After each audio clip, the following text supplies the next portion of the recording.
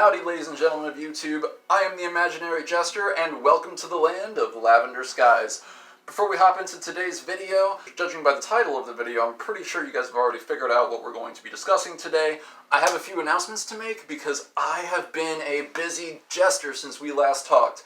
I have been an extremely good imaginary friend for you guys because I have been setting some stuff up. You want me to tell you? You want to hear about it? Because I want to tell you about it.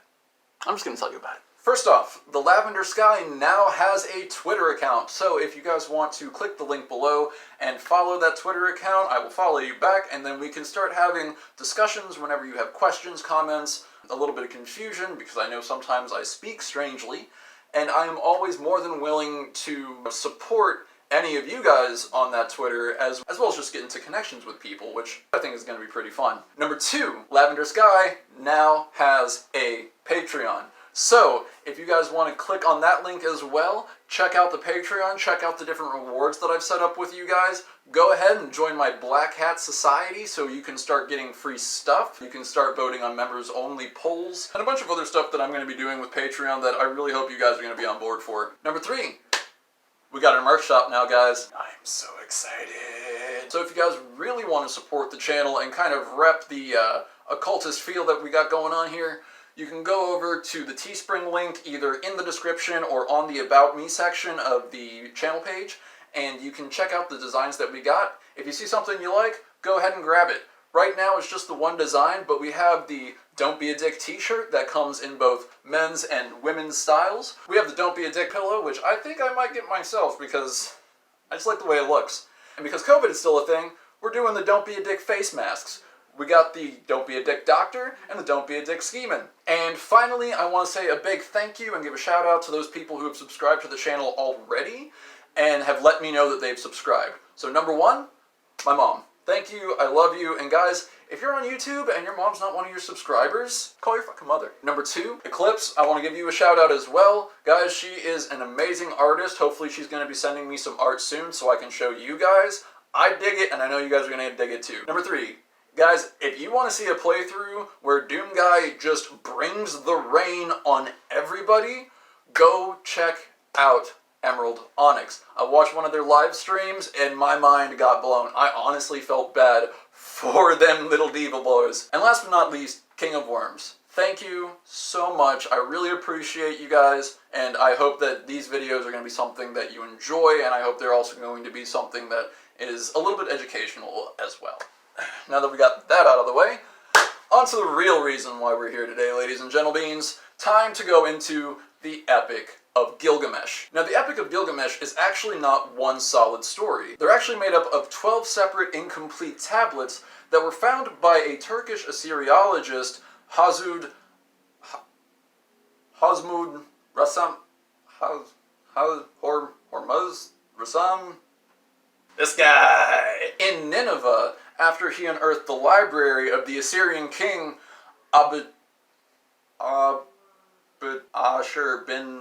Ashurbanipal? This guy! Who reigned in Assyria from the dates around 668 to 627 BCE. That's before we started recording time. This guy already had this epic in his library. The missing pieces of the story have been filled in by other discoveries that reference Gilgamesh, so that has given us the story that we've known today. Now, while Mr. Rassam discovered these tablets, it wasn't until 1872 that a member of the Royal British Museum, Sir George Smith, decided he was going to translate it into the English vernacular, because at that time the only languages the story existed in were Assyrian, Sumerian, and Mesopotamian. George Smith was also a self-taught linguist too, so I think that's pretty cool. And the one story about the Epic of Gilgamesh has inspired 5 separate poems, making it not only the world's oldest mythos, but also the world's oldest collection of poetry. And the poems themselves are taken as excerpts from the epic. That way audiences were able to digest and appreciate what actually happens in the text a little bit better. And those poems reference some of the most famous feats Gilgamesh ever did, such as the Battle of Gilgamesh and Huwawa, which we'll be talking about, Gilgamesh and the Great Bull of Heaven, which is another thing we're going to be mentioning, Gilgamesh and Aga of Kish, Gilgamesh, Enkidu, and the Netherworld, and finally, the death of Gilgamesh. Now, according to the version found in Nineveh, which is the version that we're going to be sticking with for the majority of this video, I am going to be referencing some of the other translations just so we can compare and contrast the similarities and differences as the story spread throughout cultures. According to the Nineveh version, Gilgamesh is both a man and a god. He is a demigod of a mortal king, as well as Ninsun, who is the Mesopotamian goddess of wisdom. Now, this could be why Gilgamesh is described as not only a great warrior, but also a knower of all things that are on land and sea. Another thing he was known for is his immense ego and ruling with an iron fist. In other words, Gilgamesh a dick. Some of the things that he was known for doing was coming into people's houses, taking their stuff just because he could. When somebody was about to be married, he would sleep with the bride before the husband got a chance to do so, simply because he was king, and neither the bride or the groom had any say in the matter. So this caused his population to, they got a little upset with him, and they started complaining to the gods themselves, to the point where Anu, the sky god, and essentially the king of the gods, you can kind of picture him as like the Zeus of Mesopotamia, decided Gilgamesh has way too much free time on his hands, we need to do something. So he goes to the goddess of creation and tells her, I need you to occupy Gilgamesh. I don't care what you do, I don't care if you make him a friend, I don't care if you make him an arch enemy, just something to distract him from upsetting his kingdom. Because he's doing whatever he wants and nobody can do a damn thing about it. So, of course, the goddess of creation takes some clay, mixes it with her spit, and then forms from the earth a wild man covered in hair, tusks, and horns, possessing immense strength, who she names Enkidu. Now, Enkidu was created specifically to become either Gilgamesh's best friend or worst enemy. One of the two. However, Enkidu had no idea Gilgamesh even existed when he was first created. He didn't know about Gilgamesh until way later. For most of his life, he spent eating grass, bathing in honey, and terrorizing local farmers and hunters. Because he looked a little bit, like this. So after a hunter finally finds enough proof to bring charges against Enkidu, namely breaking his traps and setting the animals free, the hunter goes to the city of Uruk, where he speaks to Gilgamesh. And he says to Gilgamesh, hey, there's this random wild man taking all of my traps, breaking them to bits, and then letting my animals go free. And what does Gilgamesh do about it? Let's get this man laid! He sends a prostitute to Enkidu in order to civilize him. Now, initially, Enkidu doesn't know what to do about this situation because he's never seen a woman before. But the prostitute calms him down, earns his trust, and eventually the two do the deed for 6 days and 7 nights. This guy's not a wild man. He's a beast. And after those 6 days and 7 nights, Enkidu does actually calm down enough to have a conversation with the prostitute. And the prostitute tells Enkidu of the king who sent her named Gilgamesh. And Enkidu doesn't really like what he hears. He hears about Gilgamesh ruling very harshly, taking things that aren't his, being unfair to his people, picking on people that are weaker than him, which, because it's Gilgamesh, is literally every motherfucking buddy. And finally, when the prostitute tells Enkidu that a wedding is going to take place within the next week, and Gilgamesh is going to sleep with the bride before the groom can even see her,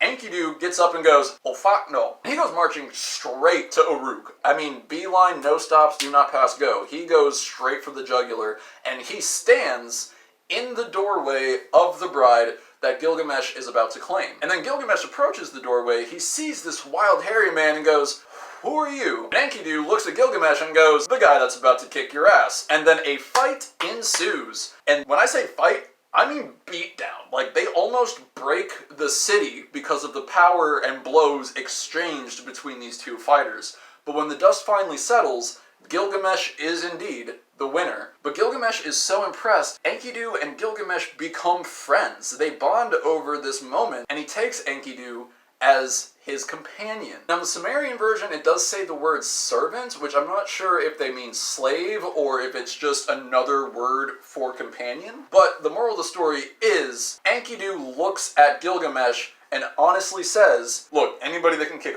my ass like that definitely deserves to be king. And Gilgamesh and Enkidu are basically bros from then on. So one day, Enkidu and Gilgamesh are sitting in the palace, And Enkidu looks at Gilgamesh and goes, "Ferb, I know what we're gonna do today." And then he proceeds to tell Gilgamesh about a sacred forest of cedar trees. And this cedar tree forest is actually one of the gateways to the realm of the gods. The catch is, it is guarded by a terrible creature called Huwawa, or Humbaba if you're reading the Sumerian version. Either way, they both decide that it is a grand and perfectly logical idea to try to find this forest and kick Huwawa's ass. And Huwawa himself is actually a very interesting figure, because his name actually means the one who deals out fate, or just straight up the king of all demons. And not only that, but scholars aren't really sure if he was an organic thing created by the gods to guard this forest, or if he was a sentient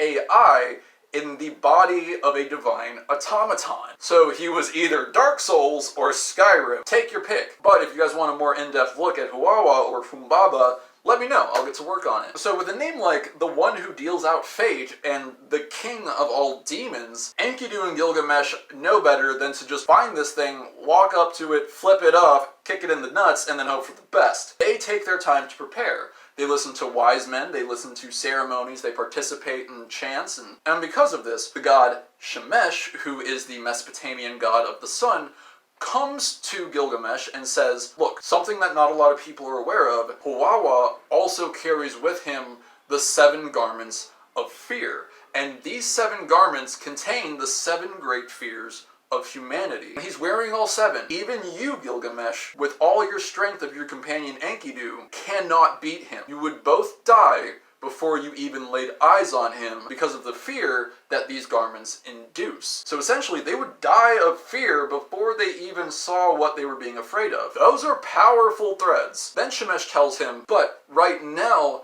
Huwawa is only wearing one garment, the garment of nightmares. So if you have any chance of beating him, now is the time. Gilgamesh and Enkidu immediately go out and search for Huwawa. On the way there, they begin to experience fevered dreams, or nightmares, in which Enkidu tells Gilgamesh that the dreams that Gilgamesh has been having are not actual nightmares. They are messages from Shemesh saying that he is respected and protected by Shemesh against Huwawa, and that they are going to be fine. And it is the garment of nightmares that is contorting Gilgamesh's dreams. So eventually, they meet up with him. They fight him. Gilgamesh and Enkidu are the victors. If you guys want to know more about the fight, feel free to go find your copy of the Epic of Gilgamesh. If you need a link to it, let me know. I can send you one because there are literally thousands. Essentially, the fight involves Enkidu wrestling Huwawa to the ground while the god Shemesh breathes fire on him, which will allow Gilgamesh to deliver the final blow.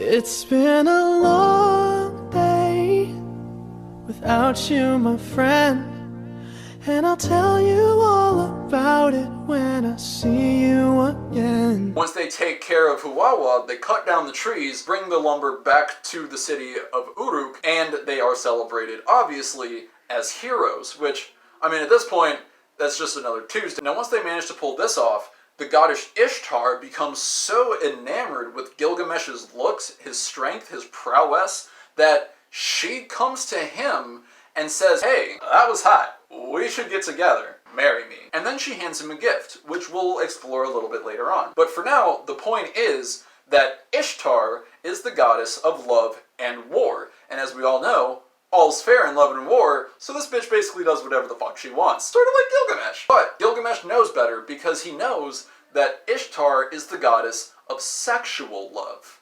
And as we all know,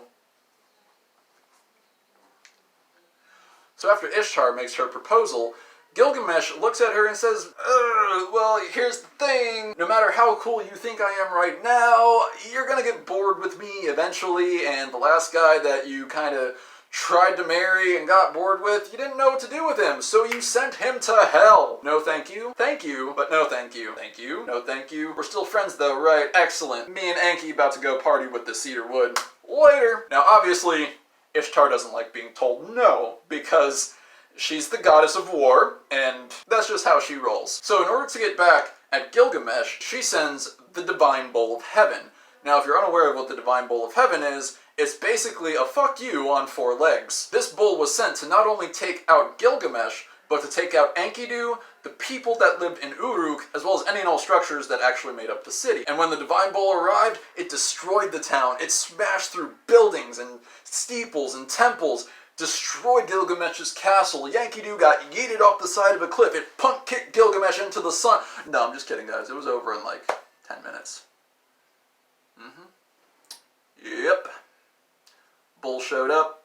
Enkidu grabs it by the horns, throws it into the ground, and Gilgamesh just gives it the old...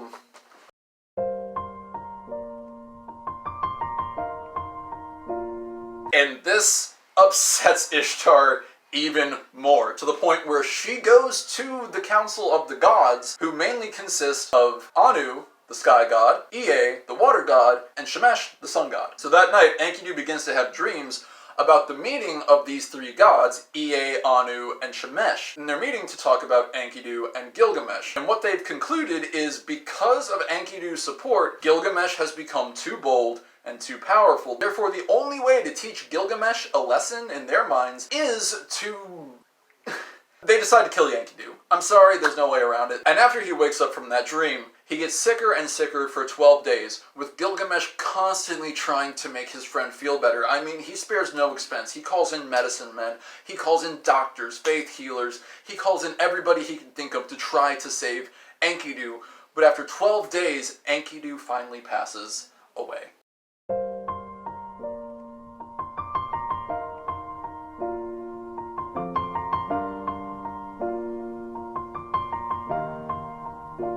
It's been a long day without you, my friend, and I'll tell you all about it when I see you again. And for the first time in this story, and probably for the first time in Gilgamesh's life, we see him break down. He is heartbroken.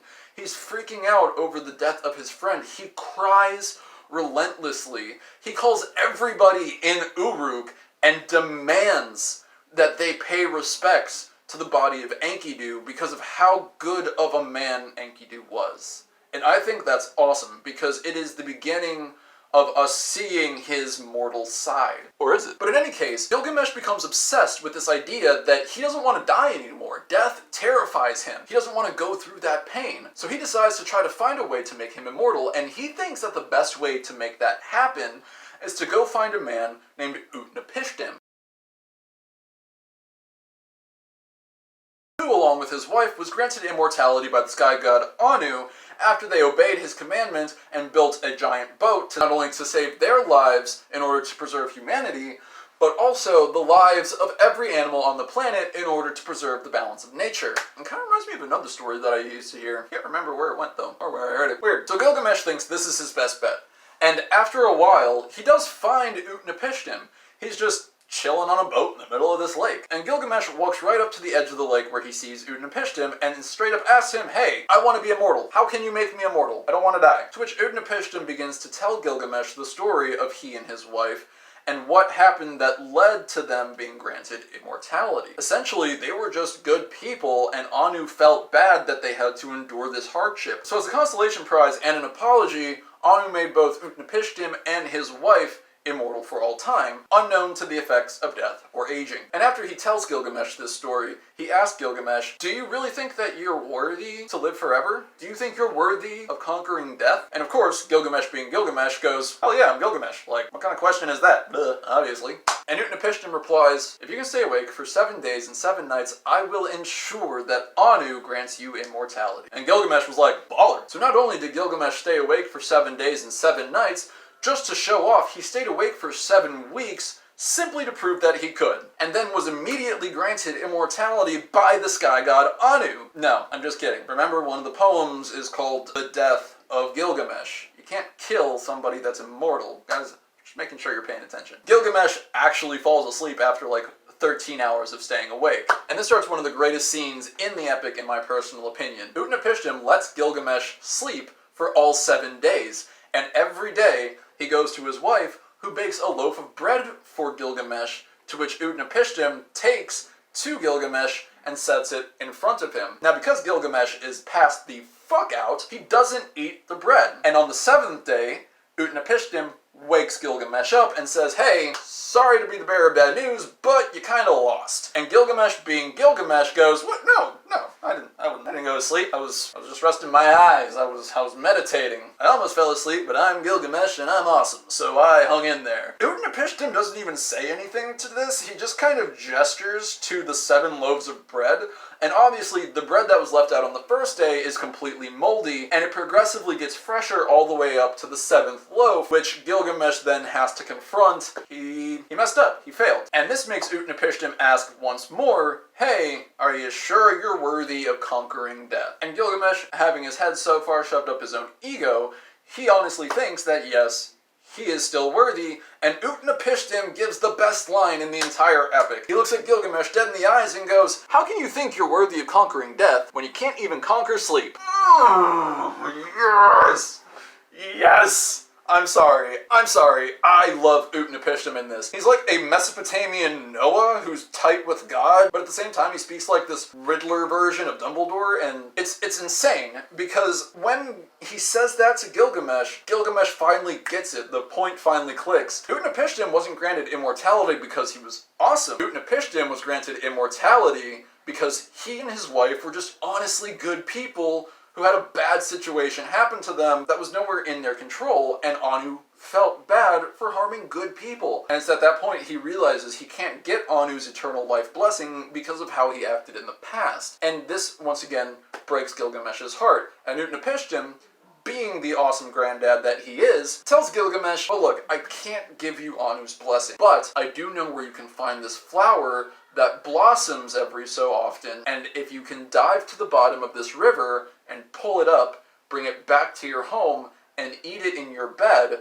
it will give you eternal youth until the next time that flower blooms. If you ever lose it before you make it back to your house, you will never be able to find the flower again. So Gilgamesh, not being one to say no to a consolation prize, goes, tally-ho! Right after that flower of life. He finds it, dives to the bottom of this river, harvests it, and begins his journey back. But as you can imagine, by this point in the story, he's been traveling for a long time. He's dirty, he's sweaty, he's tired, he's hungry, he's thirsty, because you have to remember, he's still immortal, and he still has mortal needs and feelings. So he decides to take a bath in this pond that he passes by on his way back to Uruk. He sets the flower gently on the stone and cleans himself, but almost immediately after he gets into the water, a serpent comes by, swallows the flower, and then books it away, and Utnapishtim just becomes distraught. He weeps, not as hard as he did when Enkidu died, but still pretty freaking hard. Because now, not only does he know that he can't get Anu's blessing, he realizes that the only chance he had of eternal youth was just eaten by a snake. And honestly, this is one of the cool parts about the story as well, because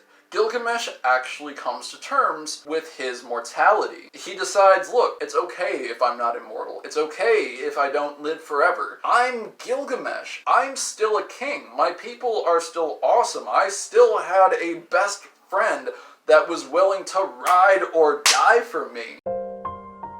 And not a lot of people, especially not a lot of kings, can say that. So he's content with what he has, probably for the first time in his life, and probably for the first time in his life, he's content with who he is. But remember how I said the stories were incomplete? Well, the 12th tablet, where the story, quote-unquote, ends, is a little strange, because Gilgamesh returns to Uruk ready to accept his role as a mortal king with divine heritage, and he meets Enkidu. That's right, Enkidu 2.0, back from the dead, back from the future. It's Enkidu! And Enkidu says that he's come back from the netherworld to tell Gilgamesh that the sacred treasures given to him by Ishtar, Piku, and Muku have been stolen. Now, Puku and Miku roughly translate into drum and drumstick, respectively. So essentially, when Ishtar tried to propose to Gilgamesh and convince him to marry her, the gift that she had given him was her war drum. The war drum of the goddess of war, her sacred treasure. And somebody had stolen it, and Gilgamesh is like, alright, you know what? That's fine. I'm cool with who I am now. I'm not going to make anybody else do this little fetch quest for me. I'm going to do it myself. And Enkidu says, no, we're going to do it, brother. And they both decide it's time to find these war drums. And Enkidu looks at Gilgamesh and goes, yeah, by the way though, that whole thing you were trying to do with immortal life, you might want to hop back on that because the afterlife fucking sucks. And then that's where the story ends. And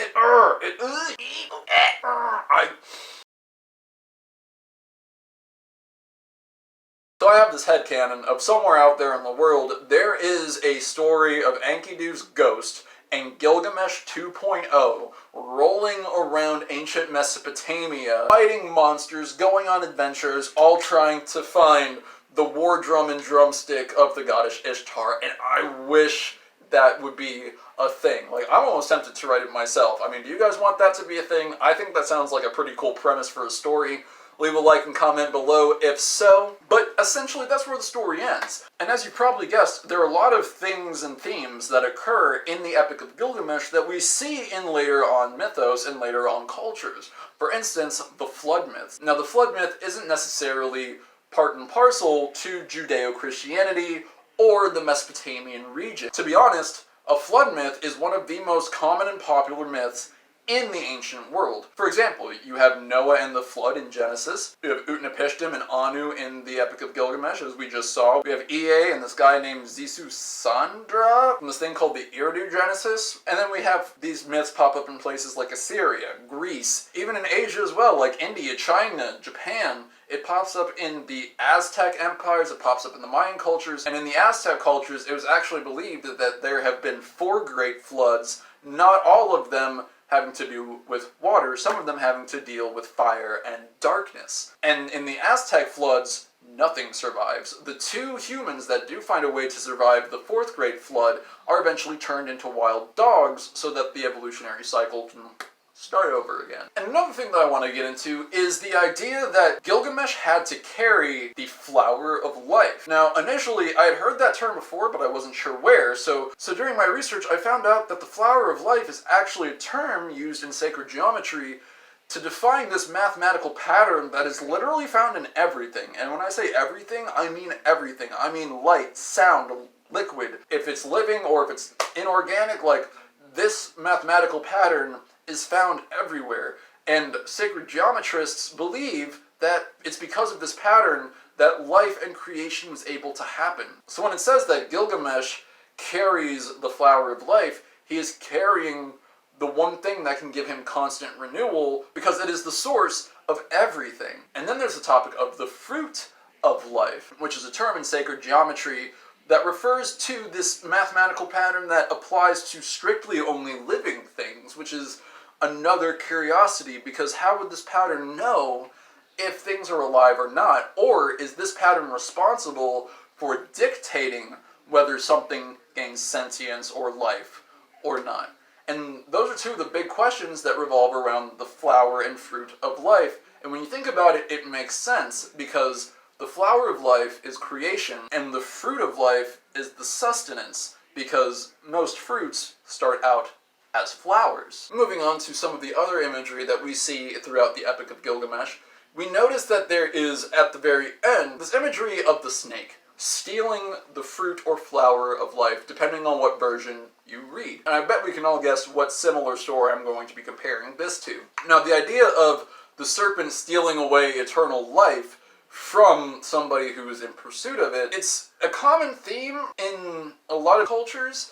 But throughout the rest of the world, the snake has been seen as not only a symbol of immortality, of renewal, of rebirth because of its ability to shed its skin, but also in China, the snake is seen as having an actual connection with the earth itself. And because the earth is related to bounty and wealth, those born under the zodiac sign of the Chinese serpent are normally expected to have pretty decent lives. Over in the Native American cultures, snakes and serpents were seen as bringers of wisdom, as good counselors. They kept bad storms away and brought good storms in for the renewal of plants and animals, that life could be reborn. So you see this motif of the snake representing longevity. And I think that's what it's doing here. I don't think the snake in Epic of Gilgamesh is meant to be an antagonist. I think the snake is representing eternal life itself. Because remember how the conversation between Utnapishtim and Gilgamesh went. Utnapishtim basically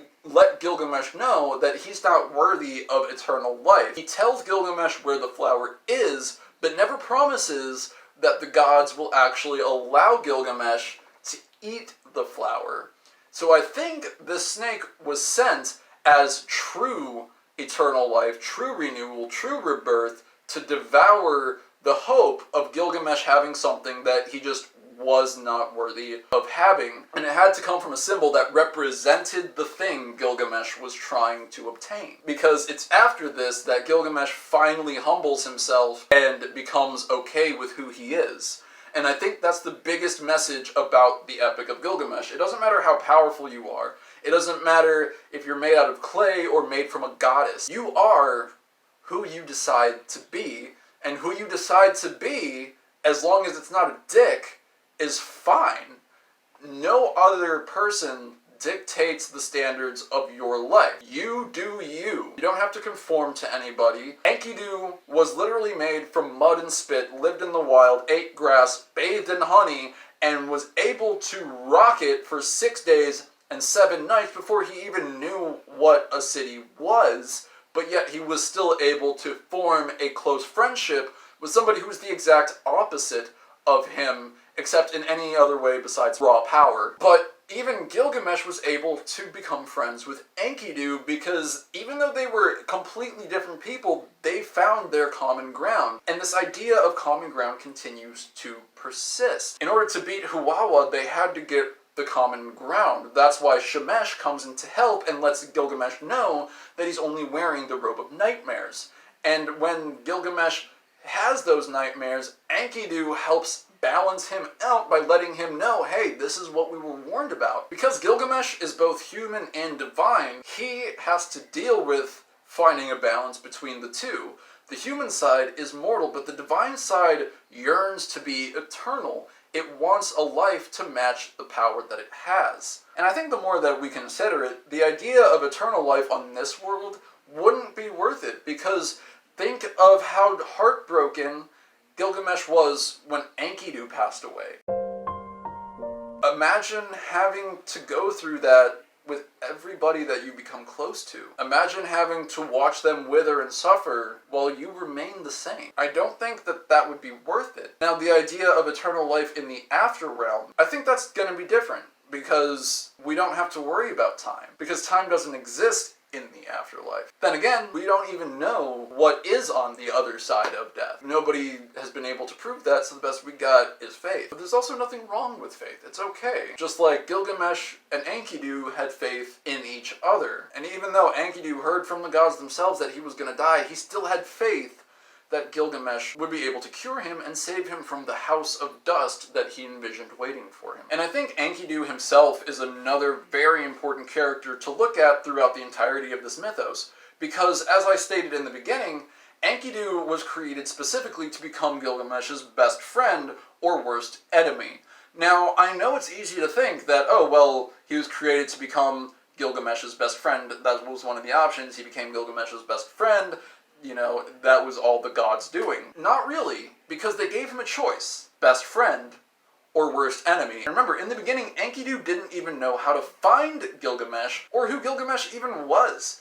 He was just a wild man chilling and vibing with the animals. It wasn't until the prostitute told Enkidu about Gilgamesh that he decided to step up, because Gilgamesh was doing the wrong things. It was his choice to confront Gilgamesh. He could have just stayed in the forest. And then once he does confront Gilgamesh, it was his choice to have an open enough mind to realize there is potential in this essentially man-child of a demigod. And because of Enkidu's choices, it began to implant the seeds in Gilgamesh that he needed to find humility, to find that self-love, to find that acceptance. And where a lot of people will think that the story of Gilgamesh is a story about immortality and glory and the starting point for a bunch of these different religions, I think the story of the Epic of Gilgamesh is a story about finding how to love yourself, how to be okay and content with the stuff that you have, and realizing that it doesn't matter where you come from, where you started out your life at, or even where you are at in your life now. It's all about what you decide to do with the limited time that you have here on Earth, the limited time that you have to be alive. What kind of person are you going to be? And there's only one rule to that. Don't be a dick.